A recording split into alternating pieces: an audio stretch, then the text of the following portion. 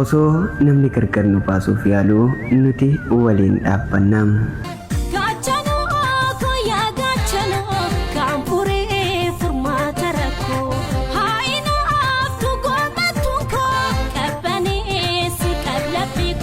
Ani maqaan kiyyaa Biiftuu jedhamam. Xalayaa kana kan barreeffamuuf abbaa mana kiyyaa Caalaadha. Caalaa koo yeroo tokko jireenyi nama tokko karaa qofa osoo hin taane karaa nama biraatiin illee qormaata ta'a. Nuti lamaan yeroo wal argine jaalalli keenya akka biiftuu barii ifaa nuuf ta'e. Ati onni koo keessa mana ijaarrattee anis onni kee keessatti bakka argadhe. Caalaa koo ani si jaalladha jechuun jecha qofaa miti, si waliin gammachuu koo guutuudha jechuudha. Yeroo ati na bira jirtu addunyaan hundi akka naaf tasgabbaa'u natti dhaga'ama.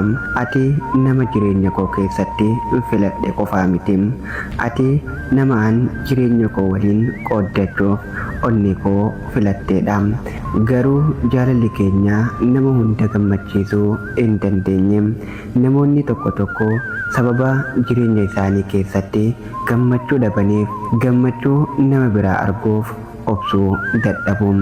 Namoonni jireenya ofii isaanii keessatti waan dhaban jireenya keenya keessa seenuun nu diiguu barbaadu. Isaan gidduu keenya seenuun shakkii facaasuun jechoota nu addaan fageessan nutti himuu barbaadu. Garuu Caalaa koo ani waan tokko sirriitti beekam. Jaalalli dhugaa jecha nama biraatiin hin diigamu. Amanamummaan dhugaa odeeffannoo sobaatiin hin jijjiiramu. Onneen nama tokko dhugumaan yoo nama jaallatte qormaata keessallee nama jaallatte hin gantom. Kanaaf yoo addunyaa keenya irratti jechoota baay'ee dubbatamee nuti lamaan jechoota addunyaa caalaa wal dhaggeeffachuun nu barbaachisa. Yoo namoonni tokko shakkii nu gidduu facaasuuf yaalee mee nuti shakkii sana caalaa wal amannam. Yoo namni tokko karaa keenya cufuuf yaalee mee nuti karaa keenya waliin haa banannu. Ani si irraa wanta barbaadu tokko qofaadha, innis na amanidha. Ani si amana, sababni isaa jaalalli keenya nama biraa irraa hayyama argachuuf hin dhalanne. Nuti lamaan onni keenyaan wal filanne. Kanaaf namni biraa waan nuuf hin taaneef akka nuuf murteessu hin hayyamnu. Caalaa koo yoo guyyaa tokko rakkoon nu mudate ani si biraa hin baqadhu. Yoo addunyaan nutti kofaltee harka kee hin gadhiisu. Yoo namoonni adda nu baasuuf yaalan ani jaalala keenyaaf nan dhaabbadha. Sababni isaa ati jaalallee koo qofaa miti, ati abdii koo, gammachuu koo fi nama an boruu koof ilaalladhuudha. Kanaaf xalayaa kana waada tokko siif gala. Ani Biiftuun jaalala koo Caalaa jecha nama biraatiin hin jijjiiramu. Qormaata nutti dhufuun irraafamu, shakkii dhufuun hin badu.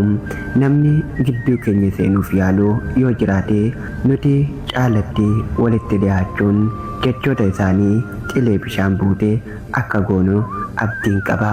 Jireenyi keenya kan keenya, jaalalli keenya kan keenya, murtii boruu keenya kan keenyaadha. Yoo addunyaan guutuun nu mormees ani harka kee qabadhee siin jedha. Caalaa koo hanga onni koo rukuttetti jaalalli koo siif jiraata. Ati anaaf, ani siif, arraas boruuf hanga dhumatti siin jaalladha.